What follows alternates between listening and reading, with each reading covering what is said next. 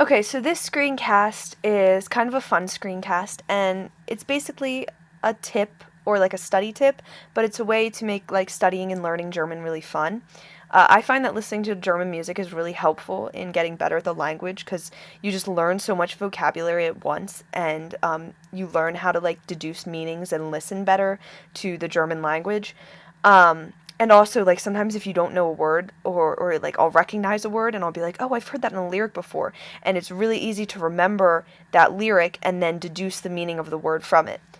Um, so I'm just going to talk about some artists that are really fun to listen to, and I'm sure you know some of them, and hopefully some of them are new to you. So Crow is really popular. He's kind of like rap, and a little bit of like pop. So some of my favorite songs by him are Traum, Einmal die Welt, Du, and Bye Bye. So those are some songs that you can look up by Crow if you like rap and if you like pop. Anna Depenbush, she's one of my favorite German artists. She's pop, but it would be more like indie pop, kind of like polka. A lot of her songs have like a lot of guitar and violin, and are kind of at a medium tempo. They're not super fast or super slow, and they don't have a lot of electronic elements. And my favorite album by her is Der Mathematik der Anna Depenbush. And some of my favorite songs are Glücklich in Berlin, Tanz mit mir, Heffishbar Polka, und Astronaut. And from a lot of her songs, I learned a ton of new vocabulary that I like to use. Um, and that I can now like recognize when I'm reading articles and stuff.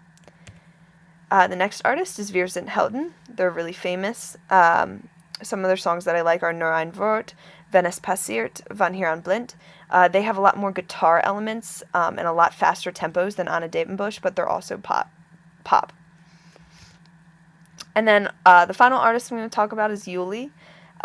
She is more rock, kind of alternative rock, and so there's a lot of like electric guitar and like very pounding choruses and things like that.